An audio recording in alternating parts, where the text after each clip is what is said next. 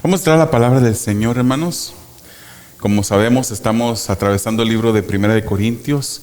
La semana pasada se preguntaba ¿cuánto tiempo llevamos aquí? Y pues eso me metió la curiosidad de cuánto tiempo llevamos en el libro de Primera de Corintios. Ya cumplimos un año. El día de hoy cumplimos un año de estar en el libro de Primera de Corintios. Y pues seguimos, ya estamos al final. Con el capítulo 15, el cual entramos en este día, al capítulo 15, y vamos a pedirle al Señor que Él sea el que hable en nuestras vidas, hermanos. Entramos el día de hoy es como otra miniserie. El capítulo 15 del libro de 1 Corintios es un capítulo que está enfocado en la resurrección de Jesucristo, algo que es crucial, que es central en el mensaje del Evangelio. Y el apóstol Pablo se da la tarea de repasar esta doctrina. Pero vamos a pedirle al Señor su dirección, su ayuda, que Él sea el que hable a nuestras vidas en esta tarde. Amado Dios, te damos a ti la honra y la gloria. Tú eres bueno, tú eres santo. Tú eres, Señor, un Dios que va más allá de nuestro entendimiento, Señor. Sabemos, Padre, que todo lo que pasa en nuestras vidas, que todo lo que sucede, Señor, no se pasa de tu control, no se escapa de tu control, Señor, sino que en nuestras vidas estás presente cada momento por medio de tu Espíritu Santo, Señor, que habita en nosotros. Y es, Señor, en esa misma actitud de reverencia delante de ti, Señor, que pedimos, Señor, que nos hagas más reverentes a ti. Que te pedimos, Señor, que tú pues obres en nuestras vidas de tal manera, Señor, que esta palabra que estudiaremos en esta noche sea una palabra que siga siendo el efecto para la cual fue enviada, Señor, transformándonos, fortaleciéndonos en el conocimiento de la misma. Y, Señor, que podamos glorificarte, Padre, mientras que estudiamos estos versículos, Señor, y que tú seas honrado en nuestros corazones, Padre. Ayúdanos a no escuchar la palabra y olvidarnos de ella, sino que podamos ponerla por práctica. Y para hacer eso, Señor, sabemos que dependemos de ti, que no podemos hacer nada sin ti, Señor, y es por eso que te pedimos que tú nos des lo que no tenemos, para que podamos hacer, Señor, lo que no podemos. Pedimos eso, Señor, en el nombre de Jesús. Amén. Gloria al Señor. Pues en esta noche, hermanos, entramos en el capítulo de 15 de 1 de Corintios, y quisiera compartir con ustedes un mensaje titulado La resurrección de Jesús, o un estudio, mensaje, la resurrección de Jesús, las evidencias. Vamos a estar hablando de la resurrección de Jesús todo este capítulo 15. De hecho, los títulos del mensaje van a comenzar con la resurrección de Jesús, y luego se le va a agregar como un subtítulo a ese enfoque primordial. Hermanos, si pensamos en las diferentes religiones del mundo, podemos pensar en las que son más conocidas, las que posiblemente tienen más feligreses, que siguen más las doctrinas que en ellos se enseña. Y una de ellas es una religión cuyo líder se llamaba Mahoma. Mahoma, hermanos, murió en el año 632 antes de Cristo. 632 antes de Cristo. Después de Cristo. Hoy, hermanos, sus seguidores lo siguen todavía, pero de la manera que ellos lo siguen es que van a Medina, y allí en Medina, en Arabia Saudita, lloran la muerte de su líder. Hay otra religión muy famosa, muy concurrida, que tiene muchos seguidores que siguen y obedecen las instrucciones, las enseñanzas de un personaje que se llamaba Buda. Él muere, hermanos, a la edad de 80 años aproximadamente, entre 500 y 550 años antes de Cristo, y su tumba está en un lugar que se llama Hinagar. Joseph Smith, el que fundó y se conoce como el líder, y es el líder supremo que los mormones siguen, él fue asesinado en 1844. y sus restos ahora están en un panteón en el estado de Illinois. Mientras que Charles Russell, otro hombre que se ha hecho famoso por su falsa doctrina, fue el fundador y el líder supremo de los falsos testigos. No les puedo llamar más que así, falsos testigos. Él murió en 1916 y sus restos yacen en un panteón del estado de Pensilvania.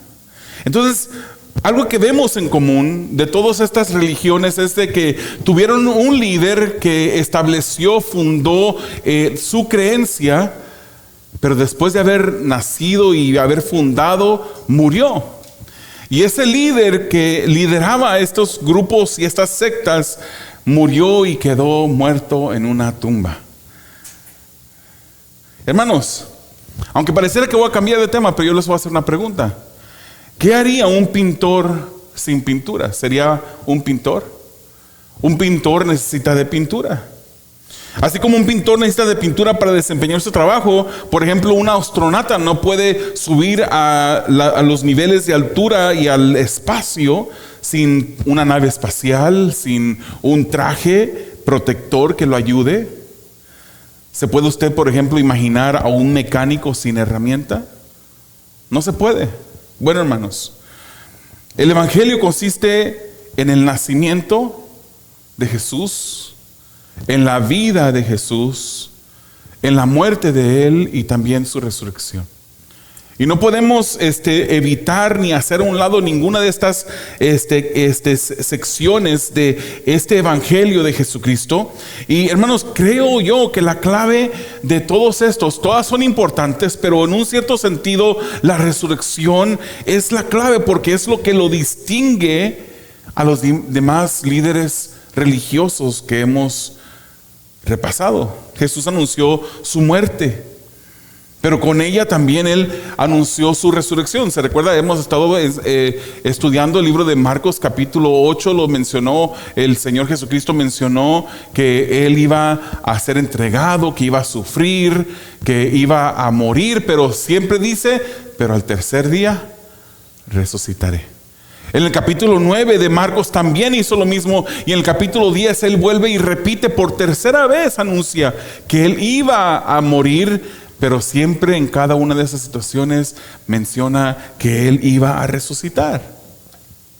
Entremos, hermanos, y examinemos este comienzo de este tema de la resurrección que el apóstol Pablo ahora se da la tarea de repasar. Y veamos el primer punto, la evidencia de la perseverancia. La evidencia de la perseverancia. 1 Corintios capítulo 15 versículos 1 y 2 dice: ahora les hago saber, hermanos, el evangelio que les prediqué, el cual también ustedes recibieron, en el cual también están firmes, por el cual también son salvos, si retienen la palabra que les prediqué, a no ser que hayan creído en vano. Estoy leyendo de la Nueva Biblia de las Américas. Usted sabe que esa es la Biblia que yo leo cuando predico o enseño. Hermanos, recordamos a quién es que Pablo le está hablando. ¿A quién le está hablando? ¿Qué tipo de grupo de personas era esto? Ya acabamos de terminar los últimos 3 capítulos, ¿verdad? Capítulo 12, 13, 14, que les presentamos a ustedes como una unidad o una mini sección dentro del capítulo del libro de 1 Corintios. Allí en esa sección del capítulo 12 al 14, Pablo corrige la perspectiva de estos corintios y los enfoca en el amor. El capítulo 13 no está ahí como un descanso de los dones del capítulo 12.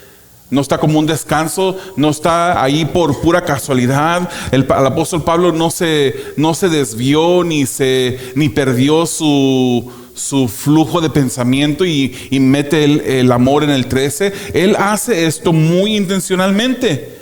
Él les llama la atención a estos hermanos en Corinto porque ellos estaban involucrados en diferentes cosas que no debería haber dentro de una congregación, dentro de una iglesia. Usted se recuerda, a partir de el primer capítulo de todo el libro de 1 Corintios, le llama la atención por sus divisiones, por su inmoralidad, hermanos, su inmadurez, sus desprecios entre ellos, se despreciaban los unos a los otros. Ellos toleraban el pecado. Incluso un hombre que había tomado la mujer de su esposo, de su padre, estaba dentro de la congregación y ellos no hacían nada por eso. Se demandaban los unos entre los otros en las cortes, llevaban sus casos delante de personas que no eran creyentes. Tenían falta de orden en el matrimonio, tenían falta de orden en la soltería, no era una iglesia amorosa, abusaban de la cena del Señor, eran egoístas y se menospreciaban entre sí con respecto a los dones espirituales. Uno quería tener un don que el otro que tenía y menospreciaba así el don que Dios le había dado a él mismo o a ella misma. Y haciendo eso también despreciaban la voluntad del Señor, su soberanía, su conocimiento y su sabiduría para poder dar a cada quien como Él quiere, cuando Él quiere. Entonces era una iglesia, hermanos, que si yo no les digo que estoy describiendo a la iglesia de primera de Corintios, la iglesia de Corinto, usted no pensaría esto es una iglesia. Usted pensaría esto será un club, será una familia. Pero una iglesia no parece. Hermanos, esto no es la imagen deseable de una iglesia de Cristo. Y es una hoja de vida muy vergonzosa para una iglesia. Pero Pablo aún así los llama hermanos. Y así comienza dirigiéndose a ellos en el capítulo 15, versículo 1. Les llama hermanos. Él aborda muchos asuntos sobre la práctica de la vida cristiana, pero ahora él se va a concentrar en esta doctrina del Evangelio, específicamente en la resurrección. Todo el capítulo 15, como ya lo dijimos. Y Pablo apunta a un evangelio que él les predicó. ¿Qué dice otra vez? Leamos el versículo 1 y 2. Ahora les hago saber, hermanos, el evangelio que les prediqué. O sea, esto es algo, está hablando en términos pasados, ya les había predicado, el cual también ustedes recibieron, otra vez un verbo pasado, en el cual también están firmes, porque ya lo escucharon, después de haberlo predicado, ya lo han recibido y ustedes siguen firmes, dice el versículo 2, por lo cual también son salvos si retienen la palabra que les prediqué, a no ser que hayan creído en vano. Hermanos, es un evangelio que hasta este momento del texto no sabemos por qué se concentra en la resurrección como punto fundamental de la verdad del evangelio. Sin creer en la resurrección, hermanos, sabemos que una persona no puede ser salvo. Para decir una persona que es salva y para poder creer en el evangelio de Jesucristo, tiene que creer en la resurrección. No puede decir, pues yo sé que Jesús existió, yo creo en el Jesús histórico. Creo, pues hay diferentes escritores seculares, incluso historiadores que escribieron sobre Jesús, y pues yo creo que existió. Yo creo que un día también fue llevado a la cruz. Hay historiadores seculares que documentan este acto. Pero ¿sabes qué? Con respecto a la resurrección, yo tengo mis dudas. Ningún cristiano que diga ser cristiano puede decir eso. Todo cristiano que profesa creer en el evangelio tiene que creer que Jesucristo no solamente nació por instrumento de una virgen, que vivió en este mundo y vivió una vida perfecta. Tiene también que saber que sí murió crucificado en una cruz, fue enterrado, pero al tercer día Él resucita. No puede haber cristianismo sin esta parte del evangelio, hermanos. Este evangelio que les predicó Pablo no era algo nuevo para ellos. Ellos lo recibieron, y no solamente lo recibieron, sino que ahora ellos estaban firmes en este evangelio. Estaban batallando como iglesia. No era la iglesia modelo que deberían de aspirar a ser, mucho menos. Pero Pablo les dice, ahora están firmes en este evangelio. Y es este evangelio, hermanos, que los ha salvado a ellos, dice Pablo.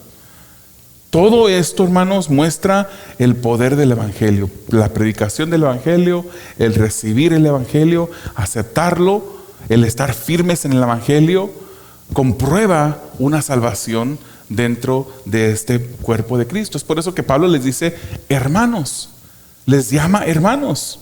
Y hermanos, aquí vemos una cláusula calificativa, ¿verdad? Dice el apóstol Pablo, si retienen la palabra que les prediqué. Si retienen la palabra que les prediqué, todo eso que dije anteriormente es así. Pero si no retienen esta palabra que yo les prediqué, lo que yo dije no es así para ciertas personas. Él sabía que como conjunto, como grupo general, la iglesia eran hermanos, habían hermanos dentro de esa congregación. Entonces, ¿qué quiere decir? Si retienen la palabra que les prediqué. Esto, hermanos, esto no es que si tú puedes mantenerte dentro de la salvación. Hay personas que incluso agarran este versículo para decir, ¿te fijas? La salvación se puede perder. Yo creo, hermanos, por la palabra, que la salvación es algo que el Señor te regala, y al regalártela, Él no te la quita.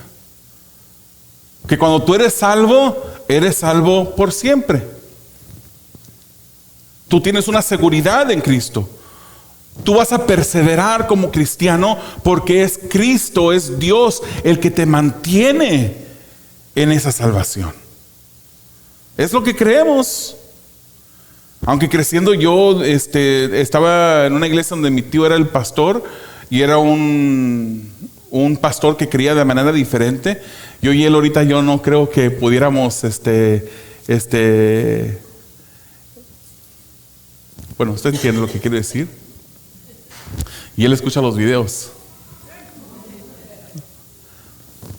Pero él enseñaba y él decía, yo me acuerdo, hermano, yo era niño, me acuerdo claritamente como si fuera ayer, que él predicaba, me acuerdo la iglesia, el escenario, el púlpito, y decía, qué fácil, o sea, una vez salvo, siempre salvo. O sea, puedes estar el sábado en la noche en la parranda, disfrutando, tomando, bailando, y el domingo en la mañana estar en la iglesia. Y él no entendía. Él no entendía lo que la palabra nos enseña por el perseverar de los santos. O sea, podemos encontrar ese término específico en la palabra, perseverar de los santos.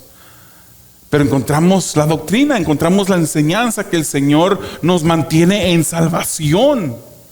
Hermanos, esto no es que si tú puedes mantenerte. Esa es la doctrina de muchas de las comunidades hispanas del día de hoy, pero eso no es lo que esto quiere decir.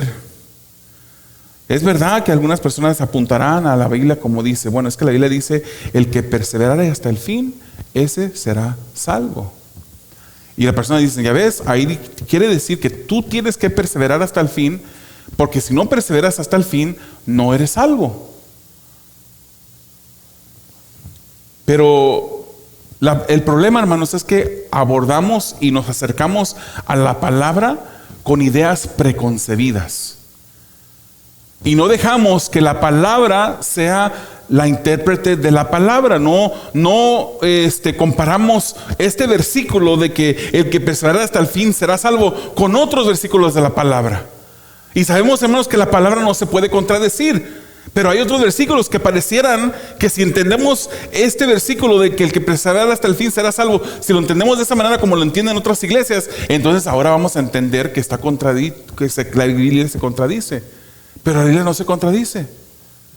Otros dicen pues que la palabra del Señor dice, cuida tu salvación con temor y temblor. ¿Te fijas? Dicen, tienes que cuidarla, tienes tú el deber, tú tienes la responsabilidad de cuidar de esta salvación con temor y temblor. De nuevo, si no lo comparamos con la Biblia, si no dejamos que la Biblia sea la intérprete de este versículo, entonces lo vamos a entender como que es algo que mi salvación depende de mí, de mis fuerzas, de mis obras, de lo que yo haga. Pero eso no depende, tu salvación no depende de ti. Y hay otro muy famoso que dice cuando cuando Jesucristo le habla a la iglesia de Sardis, Y le dice a la iglesia de Sardis: yo no borraré tu nombre del libro de la vida. Hay muchos más, ¿verdad? Pero escogí estos 3 ejemplos. Y las personas dicen: ¿te fijas? O sea, Dios sí puede borrar tu nombre del libro de la vida. Y es por eso, hermanos, que es tan importante conocer el contexto histórico, el contexto cultural, estudiar todo eso antes de llegar a una interpretación de lo que el versículo quiere decir. Obviamente el contexto literario, el contexto bíblico son muy importantes. Pero aquí en este punto, hermanos, en este de yo no borraré tu nombre del libro de la vida, ¿cómo es que lo entendió la audiencia original? Eso es de suma importancia. Usted sabe que en el Imperio Romano habían en cada ciudad registros en donde se colocaban los nombres de todos los ciudadanos de esa ciudad. Y cuando tú cometías un delito grave, digno de que te expulsaran, que te echaran de la ciudad, tu nombre era borrado del libro, del registro de la ciudad. Entonces en este pensar, cuando se le habla a la iglesia de Sardis, se le dice: yo no borraré. Se le está invitando a que sea fiel. Se le está invitando a que continúe hacia el frente, porque que al cabo es una promesa de parte de Dios. En el mundo, en esa ciudad, en la ciudad en que vives, podrán borrar tu nombre del libro de la vida. Tú sabes que te lo pueden borrar. Incluso seguir a Jesucristo era una razón. El no decir que el emperador era Dios, el no adorarlo como Dios, no reconocerlo como Dios, y más bien reconocer a Jesucristo como Señor y Dios, era causa de que un ciudadano de esa ciudad fuese llevado fuera, expulsado de la ciudad y su nombre borrado del libro de la vida.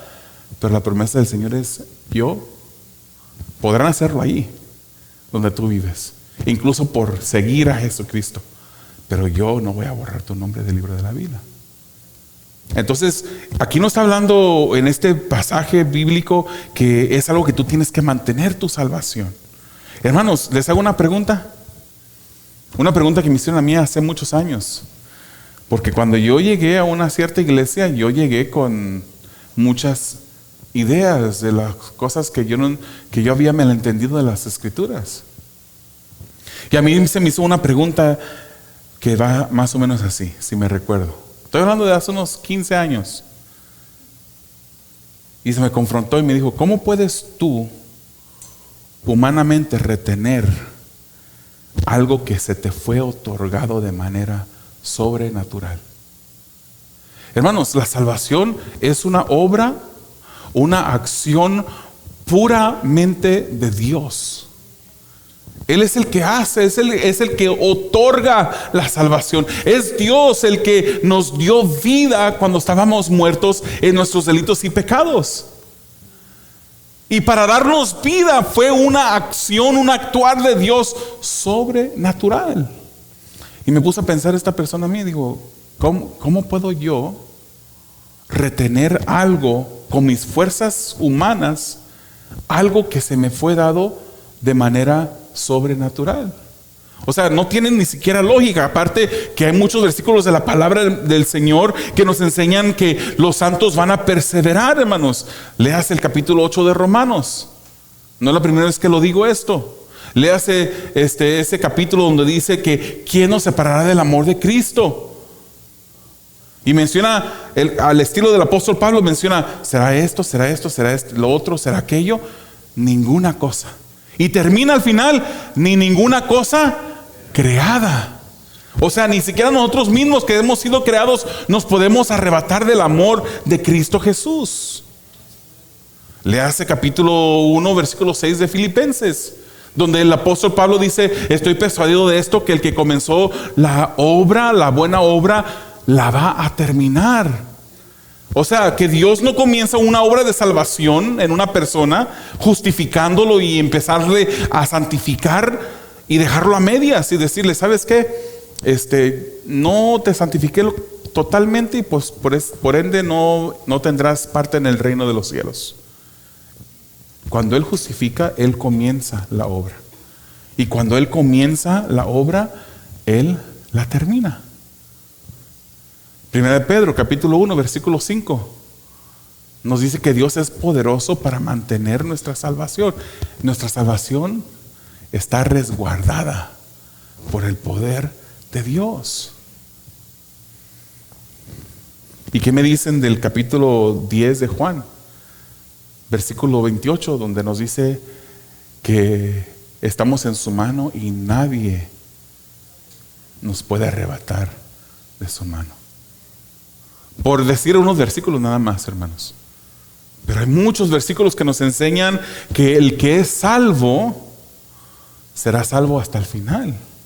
Pero cuida tu salvación con temor y temblor. Sí, claro, obviamente. Se te ha dado una salvación que es tan grande, tan preciosa. No vivas como quieras vivir.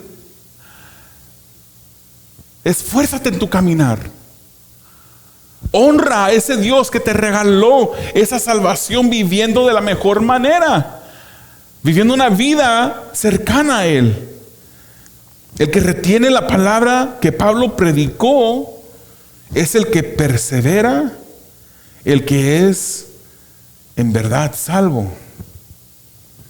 Y alguna persona preguntará, pero ¿qué pasa con aquellos que un día fueron y ya no están entre la iglesia? ¿Qué pasó? ¿Será que sí perdieron la salvación esas personas? Si hemos visto por la palabra que el que es salvo va a perseverar hasta el fin, entonces por la palabra podemos entender de que aunque parecían que eran, nunca lo fueron. Parecían solamente. Traían su Biblia. Abrían los servicios con la lectura de la palabra. Cantaban. Predicaban incluso, hermanos. Pero nunca fueron. Ya no están entre los santos porque nunca fueron parte de los santos. Así lo dice 1 de Juan 2:19. Salieron de nosotros, pero no eran de nosotros, porque si hubiesen sido de nosotros, habrían permanecido con nosotros, pero salieron para que se manifieste que no todos son de nosotros. En una ocasión escuché este versículo que se había usado de otra manera. O sea, que el que si salieron de nosotros es porque ya nunca fueron de nosotros. O sea, hermanos, que tengan la seguridad que si un día Dios lo mueve a otro estado, incluso, no sé, de repente lo mueve a otra iglesia, no vamos a decir que usted nunca fue parte de nosotros y por eso se salió. Simplemente usted es un cristiano, usted es un hijo de Dios, que ahora Dios lo mueve a otra congregación, a servir en otro lugar, por la voluntad de Él. Y sigue siendo nuestro hermano, sigue siendo un hijo de Dios. Siempre hay entre la iglesia aquellos que no son parte del redil, hermanos. ¿Quién será esa persona o esas personas? Dios lo sabe. Dios conoce los suyos. Él conoce sus ovejas. Entonces aquí el apóstol Pablo dice, a no ser que hayan creído en vano. ¿Qué quiere decir esto? Bueno, hay quienes apuntan a esta declaración, dice, a no ser que hayan creído en vano. Apuntan a esta declaración diciendo que como la resurrección es el contexto, creer en vano es creer en un Jesús que no resucitó. Algunas personas dicen que eso es. Sin embargo, yo creo más bien como otros que estudian la palabra, por el fluir del pensamiento del autor, a mí me parece más que está apuntando a alguien que nunca creyó y por eso no retiene el mensaje del evangelio. Creo que apunta más y encaja más esta interpretación de estas palabras, a no ser que hayan creído en vano. Es más bien que en realidad nunca creyeron. Nunca creyeron. Si no retiene la palabra, no está firme. Si no está firme, no recibió en realidad la predicación del evangelio. Y había entre los hermanos en Corinto, hermanos, los que estaban ahí, pero no eran parte de ellos. Ellos mismos, hermanos, esta iglesia, lejos de ser perfecta, qué maravilloso que era la evidencia del poder del Evangelio. Eran la evidencia. Como cuerpo de Cristo eran la evidencia del poder del Evangelio, el poder salvador. Pablo dice, ustedes la han recibido. Yo la prediqué, ustedes la recibieron, ustedes se mantienen firmes en ella y ustedes son salvos. Porque Pablo había encontrado esas características en ellos. Bueno, nosotros mismos estamos en medio de una iglesia imperfecta, ¿verdad? No hay ninguna iglesia perfecta. Muchos dicen por ahí, pues si encuentras una iglesia perfecta, el momento que tú llegues a esa iglesia perfecta, pues ya la arruinaste. Pero es que en realidad nunca va a haber una iglesia perfecta. Nunca vamos a encontrar una iglesia perfecta, hermanos. Es más, es asombroso, hermanos, cómo Dios, a través de su Santo Espíritu, une a un grupo de personas imperfectas y Él se glorifica en medio de ellas.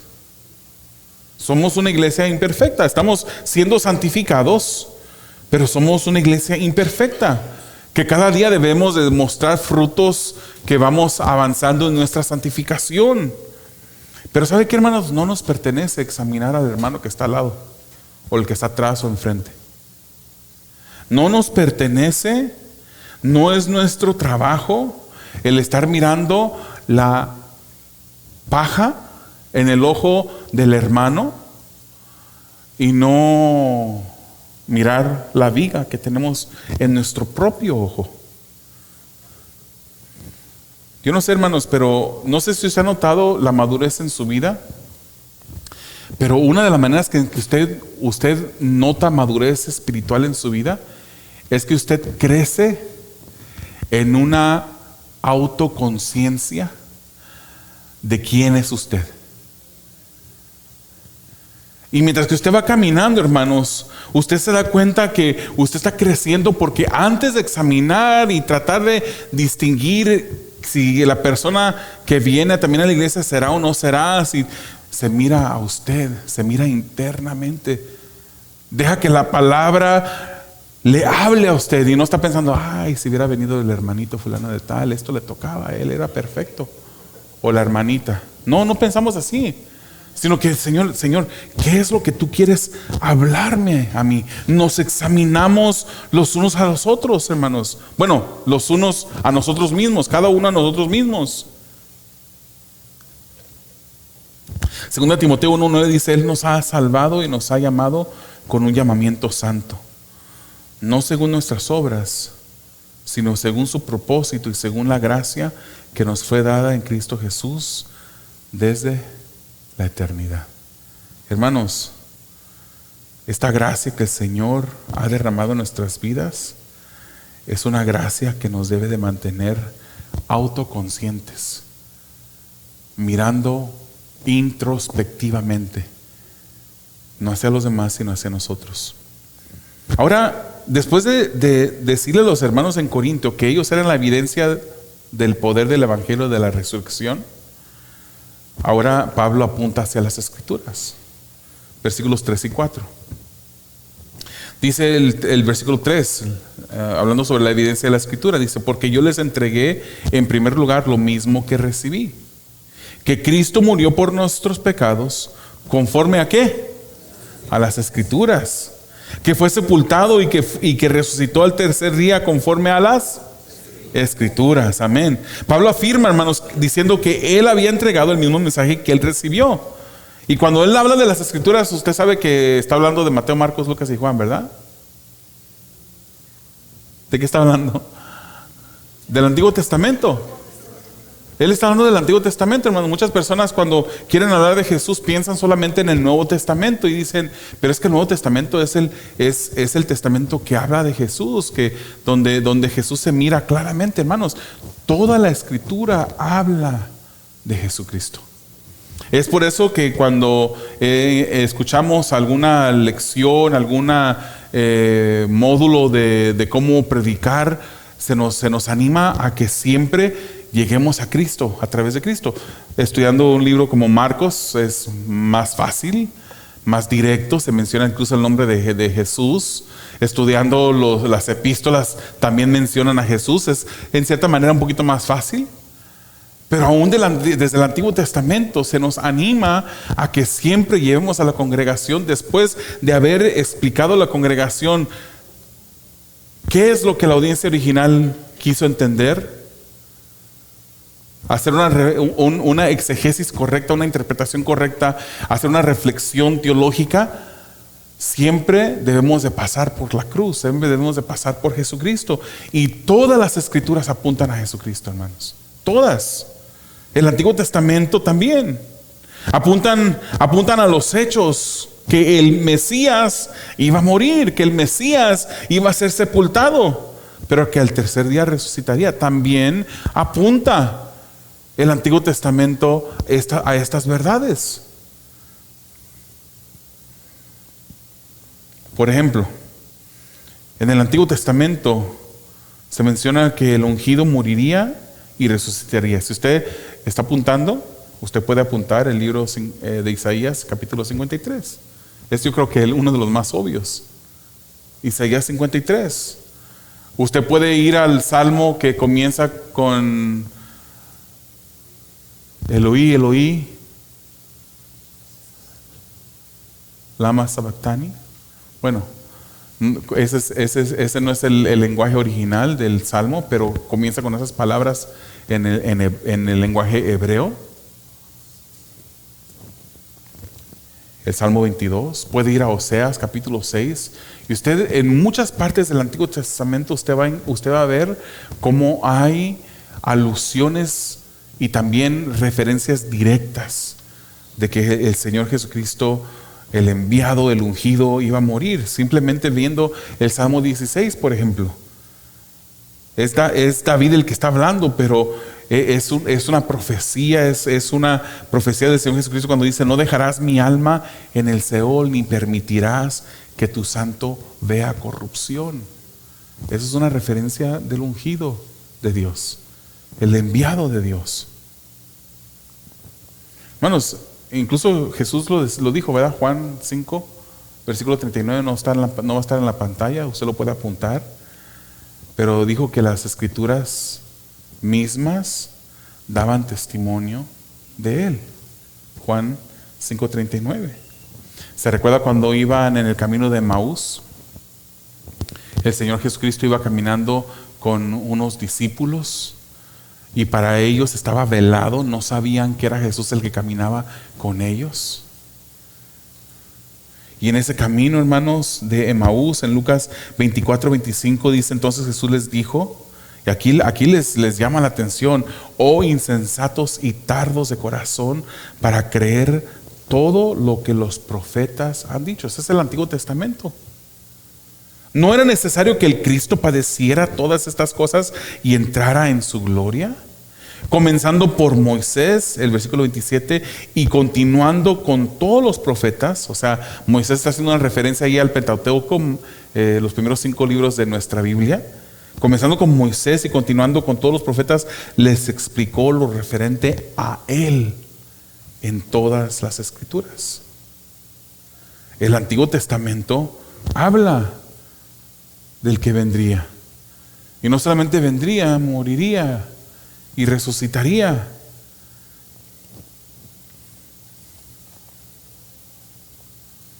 Y luego Lucas 24:32 dice: y se dijeron el uno a otro: ¿no ardía nuestro corazón dentro de nosotros mientras nos hablaba en el camino, cuando nos abría las escrituras? Entonces la palabra del Señor, Antiguo Testamento también incluido, habla del Señor Jesús. Hermanos, ¿cuántos de ustedes creen en la veracidad del Evangelio? En la veracidad de las Escrituras. ¿Cuántos sabemos, hermanos, que en sus manuscritos originales la Escritura es sin error? Que es perfecta, que encaja perfectamente todos los libros de la vida, de la Biblia. No hay contradicción en ella. Podemos creer en las Escrituras. Estas han sido inspiradas, hermanos, por Dios. Sí, fueron agentes humanos los que Dios usó para inspirarles la palabra, pero fue el Espíritu Santo que inspiró esta palabra. Dice la palabra que ninguna profecía fue dada por algún acto humano. Todo fue inspirado de Dios. Y para terminar, hermanos, vamos a ver los últimos versículos del 5 al 11 y ver la evidencia de ahora testigos. Ya vimos la evidencia primero de ¿qué? La evidencia de la iglesia, ¿no? Y cómo la iglesia, al mantenerse firme después de haber aceptado, después de identificarse como personas salvas, identifican, es la evidencia del poder del evangelio, el poder del evangelio a través de la resurrección, ¿verdad? Ahora, después de eso, vimos las escrituras, cómo las escrituras hablan de esa resurrección, pero ahora también vamos a ver los testigos que comprueban la veracidad de la resurrección de Jesucristo. Versículos 5 al 11 dicen así: que se apareció a Cefas y después a los 12. Luego se apareció a más de ¿cuántos hermanos? 500 hermanos a la vez, la mayoría de los cuales viven aún, pero algunos ya duermen. Después se apareció ¿a quién? Jacobo, luego a todos los apóstoles, y al último de todos, como aún nacido fuera del tiempo, dice la Nueva Biblia de las Américas, se me apareció también a mí. Y dice el 9, porque yo soy el más insignificante de los apóstoles, que no soy digno de ser llamado apóstol, pues perseguí a la iglesia de Dios, pero por la gracia de Dios soy lo que soy, y su gracia para conmigo no resultó vana. Antes bien he trabajado mucho más que todos ellos, aunque no yo, dice, sino la gracia de Dios en mí. Sin embargo, haya sido yo o ellos, así predicamos y así creyeron ustedes. La veracidad de la resurrección comprueba el poder del evangelio. Se mostró en la perseverancia de los hermanos en Corinto, se mostró por la veracidad de las escrituras y el cumplimiento de las escrituras, pero ahora el apóstol Pablo apunta a testigos que vieron a Jesucristo resucitado. Lo vieron a Jesús resucitado. El primero dice a Pedro, hermanos. ¿Por qué se le presentó a Pedro primero? No sabemos, la escritura no nos dice por qué fue a Pedro. Podríamos especular. Podríamos decir, a lo mejor se le presentó a Pedro porque Pedro fue el que lo negó. Pedro fue incluso el que maldijo para que la gente pensara que él no era discípulo de Jesús. Lo negó. Y hermanos, se le presenta a Pedro posiblemente por esto. No estoy diciendo dogmáticamente que esa es la razón por la cual se presentó a Pedro primeramente, o que se menciona en ese relato que fue primero a Pedro. Esto tuvo que haber sido después de aparecérsele a María y antes de aparecérsele a los discípulos camino de Emaús. Tuvo que hacer entre esos dos tiempos. Pero no sabemos exactamente por qué se le aparece a Pedro. Pero si se le apareció a Pedro, hermanos, lo que sí podemos ver es la gracia de Dios ahí. Hermanos, nosotros en diferentes tiempos de nuestras vidas hemos negado también a Jesucristo. Aunque no hemos dicho que no lo conocemos, pero con nuestras acciones podemos llegar a esos límites cercanos de negar a Jesús. De negar que el Señor es el que ha hecho un cambio en nuestras vidas, que ahora somos de Él. Él había negado a Jesús y Dios lo levanta después como líder de la iglesia y termina, la tradición nos dice que Él termina crucificado al revés en Roma. O sea, después de haber negado al Señor, Jesucristo se presenta a Pedro y este hombre muere. Ese testigo en Pedro, con ese cambio tan radical, hermanos, confirma la resurrección de Jesucristo. ¿Lo ven? ¿Lo ven ustedes? ¿Cómo es que una persona, después de haber negado a Jesús, incluso haber recurrido a blasfemias, tiene un cambio total, un cambio completo en la que él incluso está dispuesto a morir por Jesús? Eso es el poder del evangelio, y ellos vieron la resurrección del Señor. Segundo, menciona a los 12, hermanos. Y yo creo que obviamente ya aquí en este momento ya los 12 ya no eran 12.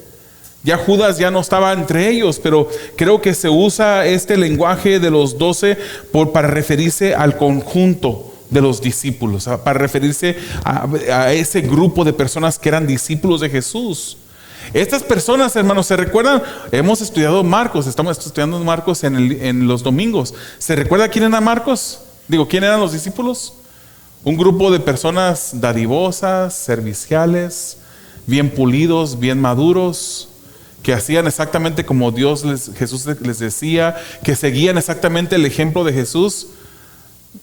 ¿No quieren que siga hablando o por qué me dicen que no? No eran eso. Tienen ustedes razón.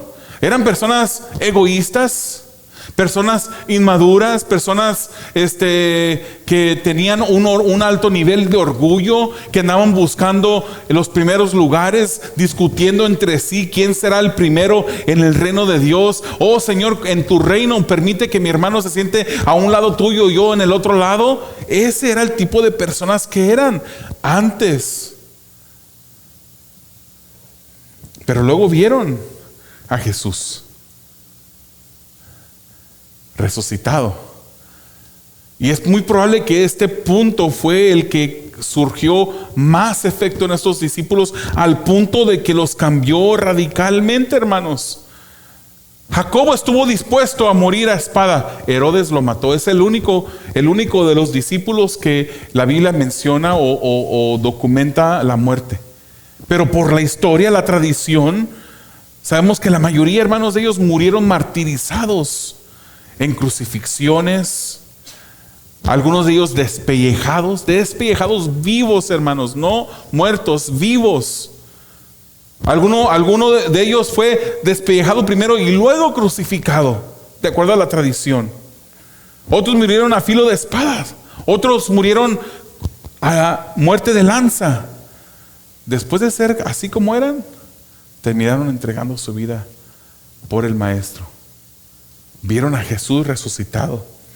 Y luego menciona a un grupo más grande, el apóstol Pablo. 500 testigos que vieron al Jesús resucitado. Hermanos, cuando Pablo escribe esto, ya han pasado aproximadamente como 20 años. Desde que Jesús estuvo caminando. Por eso estuvo aquí en la tierra por 40 días después de haber resucitado. Y ya han pasado aproximadamente 20 años. Y la mayoría, hermanos, de esas personas, de esos 500, que muchas personas dicen que seguramente este suceso sucedió en la región de Galilea. La mayoría de ellos, dice el apóstol Pablo, aún siguen vivos. ¿Por qué es necesario? ¿Por qué menciona este detalle el apóstol Pablo? Porque al él escribir esto, le está diciendo a sus lectores, si ustedes quieren, aún pueden ir a hablar con ellos. La mayoría de ellos está vivo, la mayoría de los 500 que vieron a Jesús resucitado, y ellos les podrán dar fe que lo que yo digo es verdad. La mayoría. Hermanos, incluso digamos que la mayoría fuera la mitad más uno, 250 más uno, que para ese tiempo creo yo que fueran mucho más que 251, pero digamos que nada más 251 testigos vivían. Es un buen número de personas que podían dar testimonio, podían dar fe de que habían visto al Jesús resucitado. En un tiempo cuando no era muy favorable delante del Imperio Romano decir eso. O sea que al decir eso ellos ponían su misma vida en riesgo. Pero estaban vivos la mayoría y estaban dispuestos. Podían ir con ellos a preguntarles. Se menciona también a Jacobo, hermano. No sabemos qué Jacobo era si era el medio hermano de Jesús o era el hermano de Juan. Esos dos Jacobos, no sabemos. Por ahí algunos comentaristas dicen pues que era seguramente el hermano de Jesús, el medio hermano, pero no vamos a entrar en eso, no sabemos. También dice, después de aparecerse a Jacobo, se le apareció a todos los apóstoles en ese periodo de esos 40 días después de la resurrección. Pero el apóstol Pablo dice, finalmente se me apareció a mí. Hermanos, y él usa la palabra ectroma. Y esta palabra en griego es traducido como una persona o algo, alguien que nace fuera de tiempo, o también es usado para describir un abortivo. Es por eso que otras versiones de la Biblia dicen se pareció a mí como un abortivo. Como que a él, hermanos, él dice, a mí ya ni siquiera me tocaba ser parte del grupo de los apóstoles, pero soy uno de los 12 por la gracia de Dios. Él se describe a sí mismo de esta manera y dice, porque yo perseguí a la iglesia. Hermanos, si nos ponemos en la misma actitud del apóstol Pablo, cada uno de nosotros podríamos reconocer que no merecemos estar aquí. Ok, usted no persiguió la iglesia, usted no fue con líderes religiosos a recibir cartas, y la palabra del Señor describe con lenguaje muy vivo, ¿no? Al apóstol Pablo, aún respirando amenazas. Usted no hizo esas cosas. Y usted puede decir, yo nunca ni he pensado hacer eso. Pero nosotros, hermanos, hemos hecho cosas que merecen, ¿qué? La muerte. Muchas personas dicen, Señor, danos justicia. Y es muy peligroso pedirle al Señor justicia. Obviamente estamos seguros, porque estamos cubiertos por Jesucristo, ¿verdad? Pero si no fuera así, al pedir justicia al Señor sería que nos cortara la cabeza a todos nosotros y que nos enviara directamente al infierno.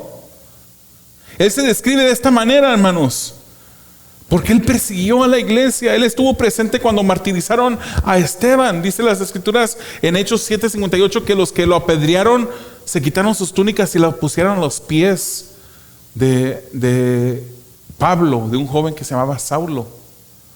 En Hechos 9:1-2 dice, Saulo, respirando todavía amenazas y muerte contra los discípulos del Señor, fue al sumo sacerdote y le pidió cartas para las sinagogas de Damasco, para que si encontraba algunos que pertenecieran al camino, o sea, cristianos, tanto hombres como mujeres, los pudiera llevar atados a Jerusalén. Él pensaba que estaba haciendo esto para defender a Dios, para ser un instrumento de Dios. Y no sabía, hermanos, que saliendo en ese camino se le iba a presentar aquel que le dice, Saulo, Saulo, ¿por qué me persigues? ¿Verdad? Y él cae. Si cayó del burro o si cayó de un caballo, no nos dice las escrituras. Si andaba caminando, lo más probable era que andaba en caballo. Pero si que él cae al piso. Y aquí, hermanos, el apóstol Pablo no está gritando. Usted sabe como estas personas que agarran un látigo, ¿verdad? Y se golpean. Mi culpa, por mi culpa. Y no sé, pues yo nunca fui católico, pero he visto, por mi grandísima culpa, ¿verdad? Se golpean. Eso no es lo que está haciendo el apóstol Pablo aquí. Él sabía, hermanos, que Dios ya lo había perdonado, que él llegó a ser un apóstol, una persona redimida, una persona salvada por Jesucristo. Él simplemente, hermanos, está asombrando de la gracia y la misericordia de Dios en su vida. Después de haber perseguido a la misma iglesia de Jesucristo, yo mismo he llegado a ser apóstol de esa iglesia. Si eso no es gracia y no es misericordia, ¿qué es? ¿Verdad? Y pudiera yo en este momento parar y decir, hermanos, vamos a abrir un tiempo de testimonios. Y todos nosotros tuviéramos un testimonio de la gracia de Dios en nuestras vidas, de la misericordia de Dios en nuestras vidas. Él se asombra de esta gracia. Y él también lo dice, lo expresa a Timoteo en capítulo 1, versículos 13 y 14. Dice, aún habiendo sido yo antes blasfemo, perseguidor y agresor, sin embargo se me mostró misericordia porque lo hice por ignorancia en mi incredulidad. Pero la gracia de nuestro Señor fue más que abundante con la fe y el amor que se hallan en Cristo Jesús. Pablo apunta a la gracia de Dios. Y esa gracia de Dios lo impulsa y lo impulsaba a trabajar más fuerte, hermanos. En 2 Corintios capítulo 11, él nos dice que él fue azotado, que pasó por cárceles, que 5 veces recibió 39 azotes, que 3 veces fue azotado con varas, apedreado, 3 veces sufrió naufragio, un día y una noche estuvo en alta mar, pasó peligros de ríos, de ladrones, de judíos, de gentiles, peligros en la ciudad, en el desierto, en el mar, peligros por falsos hermanos, mucho trabajo, mucha fatiga, desvelos, hambre y sed, ayunos, fríos y desnudez. Y aún se preocupaba por las iglesias. Usted puede leer todo eso en 2 Corintios capítulo 11. Y lo leí rápido, y lo leí muy fácilmente. Pero esa gracia que Dios había mostrado a Pablo lo impulsaba a esforzarse y trabajar para Dios. Hermanos, entre todos los vasos que Dios usa, hay quienes creen en la resurrección para salvación. Y entre todos los vasos que Dios usa, hay quienes creen en la resurrección para salvación. Todos estos fueron testigos oculares. Y el testigo ocular, hermanos, es una manera confiable de verificar los sucesos. Hay personas que dicen, pero confírmame o compruébame por el método científico que Jesucristo resucitó. Y no se puede, ese es un método científico, no se puede usar para confirmar o para comprobar la resurrección, ¿verdad? Usted sabe el método científico, tiene que ser algo que se pueda repetir, algo que se pueda medir, que se pueda observar. Entonces no se puede aplicar el método científico para comprobar que Jesucristo nació. ¿Cómo se comprobaba la resurrección de Jesucristo? Por medio de testigos oculares. En una corte, por ejemplo, se le acusa a un hermano, a una persona fulana de tal, de haber robado tal banco. Pero hay testigos oculares confiables que dicen, no, esta persona a esa hora, en ese día, estaba en este otro lugar. 30 millas de retirado, no pudo haber estado ahí. Entonces, es la manera como se comprueba estos tipos de sucesos. Es como que yo le preguntara, imagínense que yo le preguntara a usted, ¿cuántos son mexicanos aquí? La mayoría. Compruébeme con el método científico que Benito Juárez fue un presidente de México. ¿Sí fue un presidente de México? No se puede. Pero hubieron testigos oculares que documentaron todo lo que pasó en ese tiempo. Hermanos, para finalizar, podemos pedirle a Dios nunca perder el asombro de nuestra salvación. Somos salvos, hermanos. Usted y yo disfrutamos de la salvación. Un regalo que no merecíamos, pero Dios nos lo dio. Nos dio la salvación. Y puede ser algo tan normal en nuestras vidas saber y repetir y volver a pensar en eso, que estamos perdiendo el asombro. Pero si nos recordamos del lodo cenagoso donde Dios nos sacó, no para decir, oh, qué miserable soy.